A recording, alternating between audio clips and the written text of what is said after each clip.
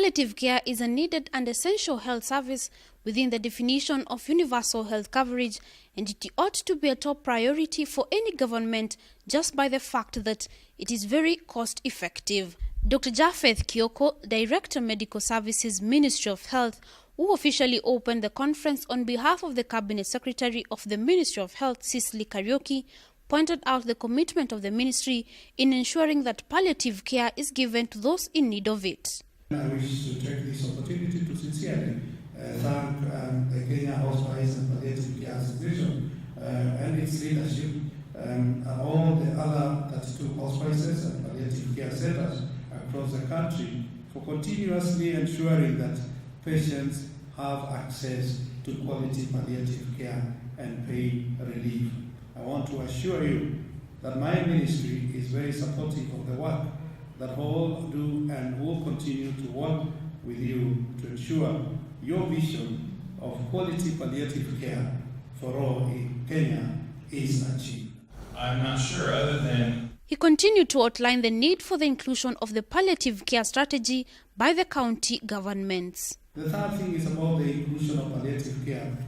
If the county government health strategic and investment plans, and the last one to be able to establish more palliative care units across the remaining 7 counties to ensure that we have adequate coverage for these services.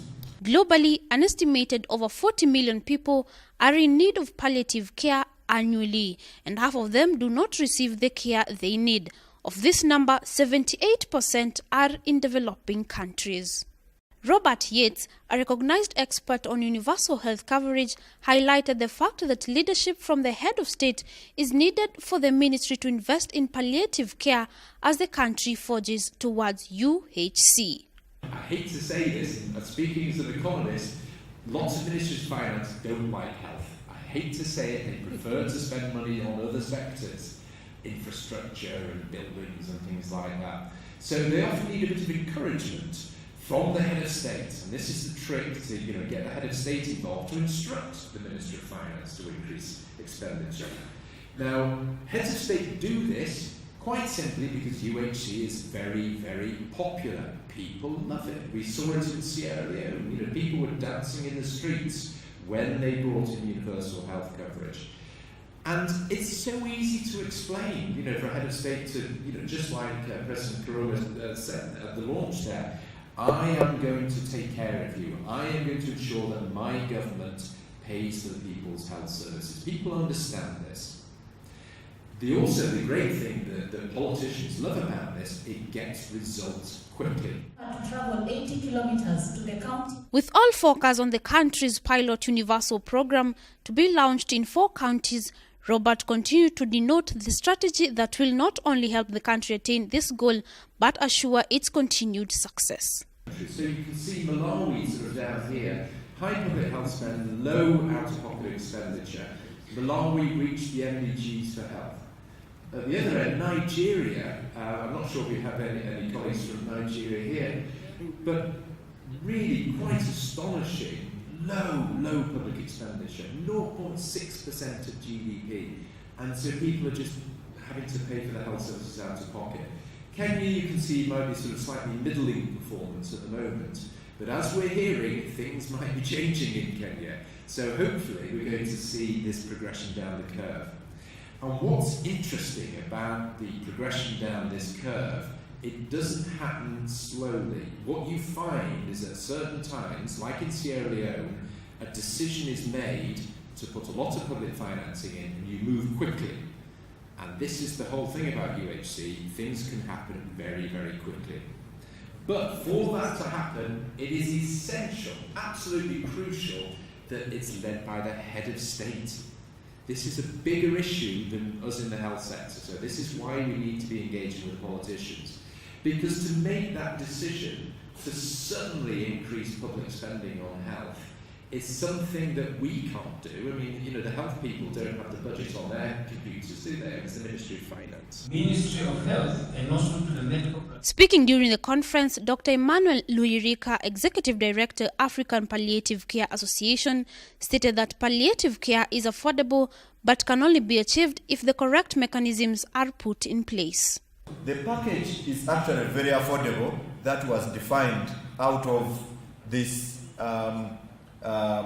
this Lancet Commission. So if you look at the team there, these are very affordable teams that can be put together. For the total medicines package, it would cost $52 per patient. That shows you that this package is actually very affordable because it's not a very costly package. So what would be the annual cost, estimated cost of closing that access gap or access service and meeting the global palliative care need for morphine? At the prices at the time of publishing this report, it would be $600 million global, the global figure. One of the weaknesses of palliative care providers and the systems in general is that we are poor at monitoring and evaluation of our programs. We also need intersectoral advocacy. We need money, so we need financing. The package is already costed, and we need to include palliative care in all the interventions. And then we need to deliver the service by integrating palliative care into at all levels of healthcare and disease-specific programs. We need guidelines. We need pain relief integrated into all platforms of care. And as you rightly say, SDG. He continued to highlight the various factors that need to be dealt with for people to receive comprehensive palliative care. One of the weaknesses of palliative care providers and the systems in general is that we are poor at monitoring and evaluation of our programs. We also need intersectoral advocacy. We need money, so we need financing. The package is already costed, and we need to include palliative care in all the interventions. And then we need to deliver the service by integrating palliative care into at all levels of healthcare and disease-specific programs. We need guidelines. We need pain relief integrated into all platforms of care. To how that fits with palliative care. Universal health coverage is about the full spectrum of basic and needed healthcare services from prenatal, birth, palliative care and death. Thus, it's the government's role to ensure a healthcare system that treats the needless suffering of its population right up to the end of life. Reporting for Brand Plus TV Business News, I'm Daisy Wambua. And two is to make sure your phones are on site.